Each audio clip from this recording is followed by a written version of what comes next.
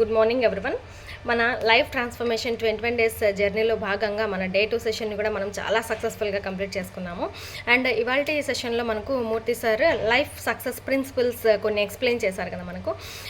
So ఇవేంటి అంటే deep work analysis నుంచి and the magic of thinking big అన్న బుక్ నుంచి కూడా మనకు కొన్ని రెఫరెన్సెస్ ఇచ్చారు.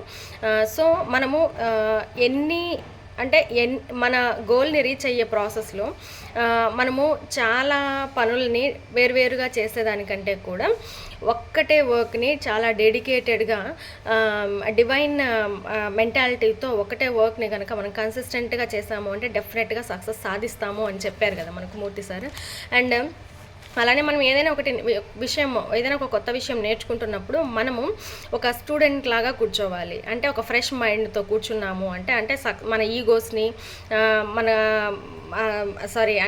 మన ఈగోస్ని అండ్ మనకు ఆల్రెడీ మనకు తెలుసు కదా మాకేంటి ఇదంతా నాకు నువ్వు చెప్తావా అన్నట్టు కాకుండా మన ఈగోస్ అన్నిటిని పక్కన పెట్టేసి ఒక ఫ్రెష్ మైండ్తో ఒక స్టూడెంట్ లాగా కనుక మనం కూర్చున్నాము అంటే డెఫినెట్గా మన వర్క్లో మనము సక్సెస్ సాధిస్తాము అని చాలా క్లియర్గా ఎక్స్ప్లెయిన్ చేశారు మూర్తి సారు. అండ్ మనము చిన్నపిల్లల్ని అంటే ఈ జనరేషన్ వాళ్ళకి చాలా అవసరం అండి ఇది. అంటే నువ్వు చేయలేవు, నీకు తెలియదు, నీకు రాదు, ఇలా నెగిటివ్ వర్డ్స్తో పెంచడం కంటే కూడా వాళ్ళకి మనము పాజిటివ్ ఎన్వైరన్మెంట్ని క్రియేట్ చేస్తూ పాజిటివ్ యాటిట్యూడ్తో పాజిటివ్ వర్డ్స్తో పెంచాము అంటే డెఫినెట్గా వాళ్ళు కూడా సక్సెస్ సాధిస్తారు అని చాలా క్లియర్గా చెప్పారు. అండ్ అలానే మనము ఒక క్వశ్చన్ వేసుకోవాలని చెప్పారు. అంటే మన చుట్టూ ఉన్న ఎన్విరాన్మెంట్ ఎలా ఉంది అన్నది మనం క్వశ్చన్ చేసుకోవాలి. అంటే ఆర్ యూ వర్కింగ్ అంటే అందులోనూ మనము వర్క్ చేసే మన వర్క్ ప్రోగ్రెస్ అన్నది ఎప్పుడు కూడా మనల్ని ఇంపాక్ట్ చేయకూడదు. అంటే రిజల్ట్ ఎలా ఉన్నా కూడా మనము దానికి కనెక్ట్ అవ్వకూడదు అని చెప్పారు. అండ్ అలానే మనము డివైన్ వర్క్ చేయాలి. అండ్ అలానే చాలా కమిట్మెంట్ ఉండాలి, కన్సిస్టెన్సీ ఉండాలి అని చెప్పారు. అండ్ అలానే first hour of the day అన్నది ఎంత ఇంపార్టెంటో first day of the month అన్నది కూడా అంతే ఇంపార్టెంట్ అని చెప్పారు. సో మన హెల్త్ కోసము, మన రిలేషన్షిప్స్ బిల్డ్ చేసుకోవడం కోసము, మన వెల్త్ ఇంప్రూవ్మెంట్ కోసము కూడా ఈ ఫస్ట్ అవర్ ఆఫ్ ది డేని మనము ఇప్పుడు ఎలా యూస్ చేసుకుంటున్నామో అలానే ఫస్ట్ డే ఆఫ్ ది మంత్ని కూడా మనము యూస్ చేసుకోవాలని చెప్పారు. అండ్ అలానే మనము మన ప్రయారిటీ హైరార్కీలో భాగంగా first health, next relationships and wealth ఉండాలని చెప్పారు.